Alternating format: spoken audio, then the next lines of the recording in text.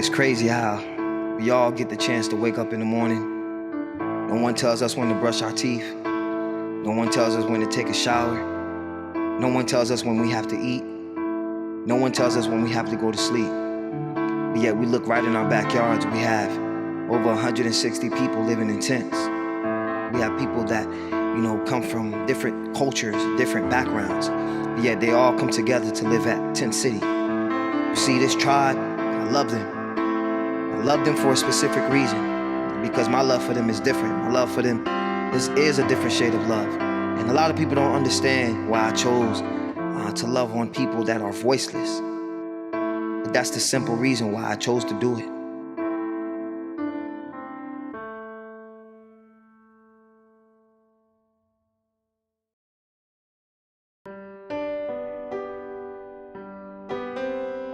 God has blessed me to be alive. God has blessed me to inhale and exhale and to have both hands and feet. And I always say, why not give that back to Him and allow Him to use me as His vessel? You see, in Tent City, we have people that have talents where they paint. You have people that are smiling. You have people that are crying. You have people that are joyful. You have people that are sad. You have people that are worried. But in Tent City, you also have people that are grateful. It's so diverse in here, man. It's impossible for me to pass this park each and every single day, bring my kids out here to play, and not understand that there's people out here that need love and understanding.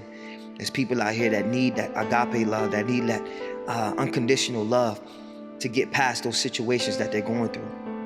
You see, a simple word of encouragement can change somebody's mind.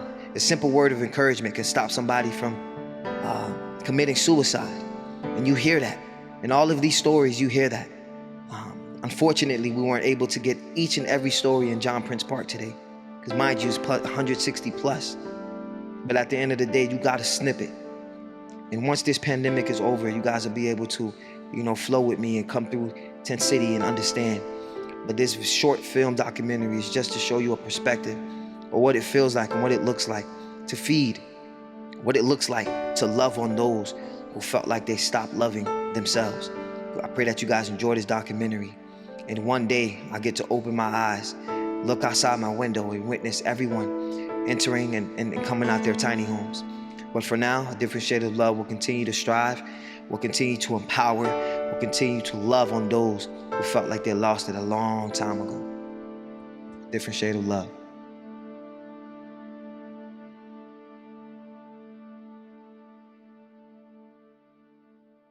Hi, I'm Sean Montez. I'm originally from New York City.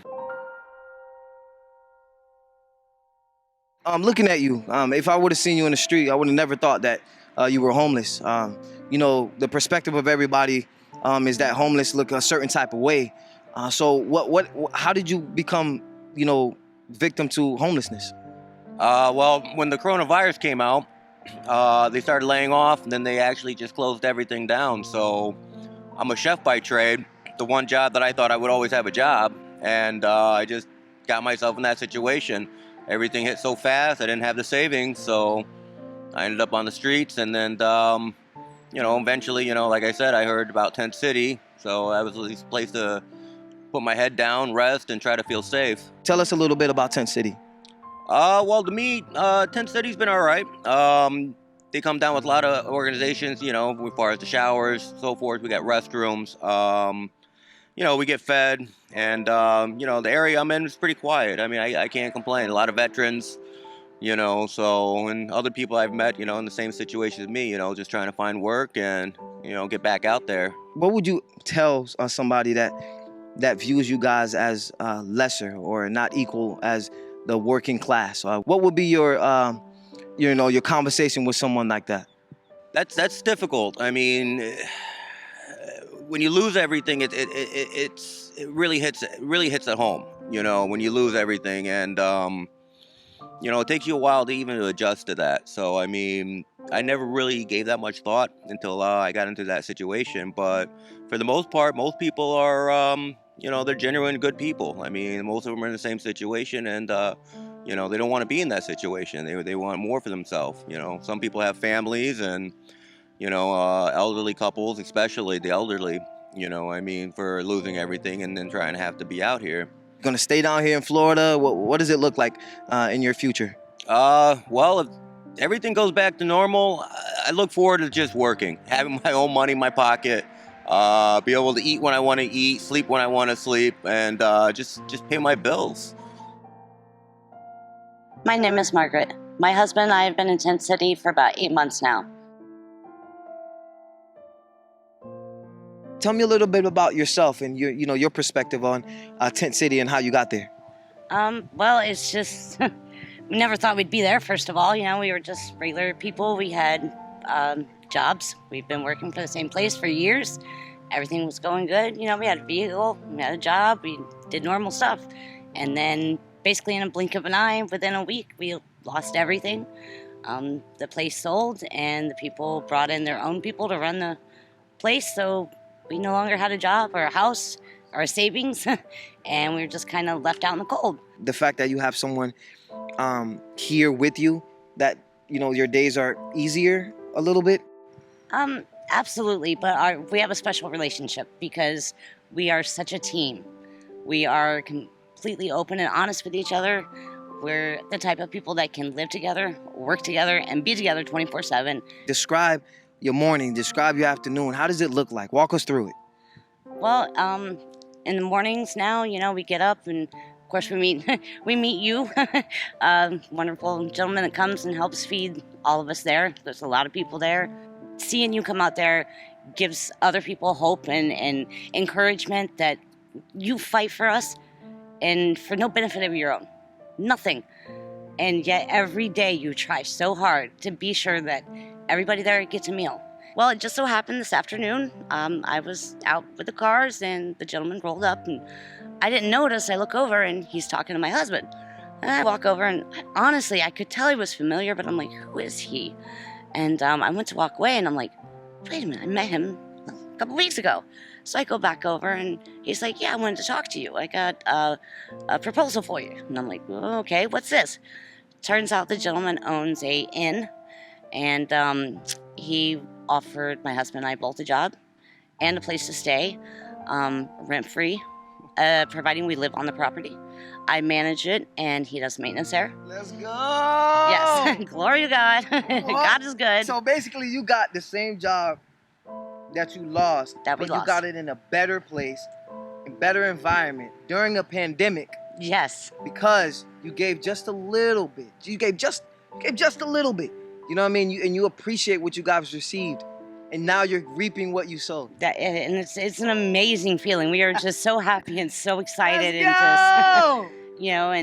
just Yes. I don't even know what to say. We're just so excited. No, say And say thank you we and feel receive so it. blessed, Yes. and even before this, we would say we're blessed because we have people like you that coming and fighting for us for no benefit, just because that's your passion and you want to help others, and that's a blessing to us. It's not much. We have a tent. Thank God we have a little shelter over our head. We could not have that. Right now it's a little bit of a fight, but we do have the park to go to. We could not have that. It's so hard when you have nowhere to go. Police are chasing you out of a parking lot. You can't sit in the bushes in the woods. I mean, you'll get in trouble. You'll go to jail. Somebody will call on you. That's so hard. So the little things, whether it's just the tent or a place to actually go to where you're not going to get chased out, or someone like you helping to be sure that we don't go hungry. It's just, they're all huge, huge blessings to people like us.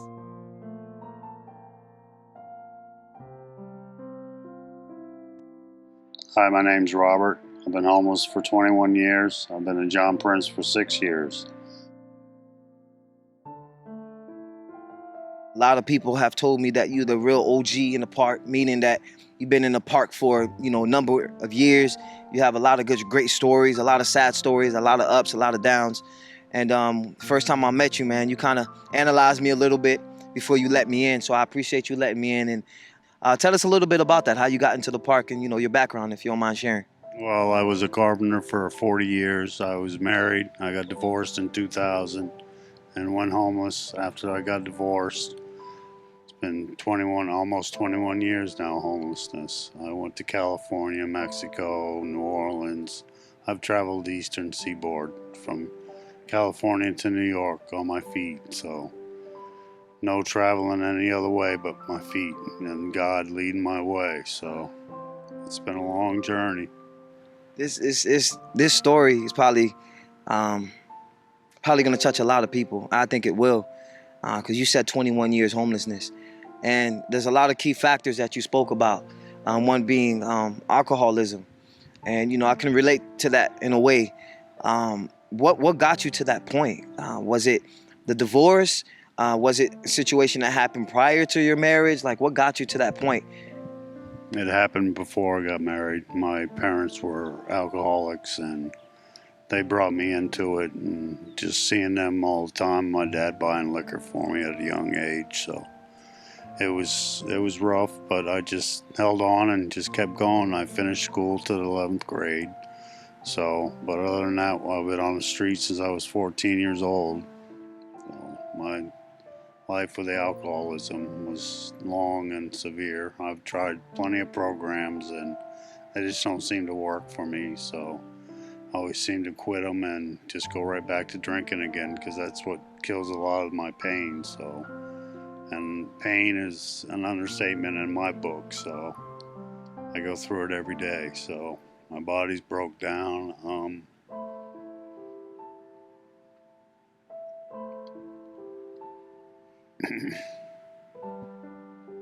It's touching. I'm sorry. Don't be sorry. Don't be sorry.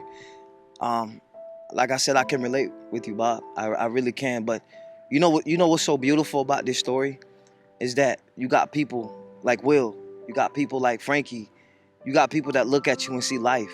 You didn't choose to be an alcoholic like people will label you as. People probably see you on the street and say, well, he chose to drink all his life away. You said something. You grew up watching your parents drink, and your dad introduced you to drinking at an early age. You have that addiction because that addiction was presented to you. So when you look at yourself, in the mirror, or when you think about your pain, man, always remember how you overcome that pain, right? You're here speaking to me. You just told me not too long ago that you died 3 times. They found you dead 3 times in the park, right? One by suicide and alcoholism, over drinking. But you're here, right? And you're here telling your story. So whenever you feel that pain, remember that, man. Remember that you got people out here that freaking love you. You got people out here that really, really rooting for you. What do you think the solution is for Tent City? Would it be taking Tent City and putting it on a different land? Would it be tiny homes? Would it be explain that to me? I think that, when I was a child growing up in the park, this park was donated to the homeless through John Prince himself. He had donated this park, and there used to be a tent city back in the 70s. There was the original tent city in John Prince Park, and that used to be way up front. But then the public started getting involved in it, and they started complaining about it, and the father died and gave it to the son, and the son sold it to the corporation, and the corporation changed all the rules and got rid of Tent City and everybody else with it. They didn't want the homeless in here anymore. But the homeless have been here for a long time. I've been from one end of the park to the other end, just trying to find a place to sleep for the night. When the Commodore was built, I've christened the Commodore. I was the first one to sleep underneath the Commodore, which is where Tent City is located, at the Commodore Pavilion. So, but I remember sleeping there when they first built it. So that was my home away from my home. So as you guys can see, right? Homelessness is not just physical, it's mental. Homelessness is not just someone just staying on the streets or living under a tent. So when you see somebody that's homeless on the street, don't look at them and point fingers. Try to get to know their story. Try to understand their story. And Bob, I love you, man. I appreciate you. And I look forward to coming to you and saying, Bob, here.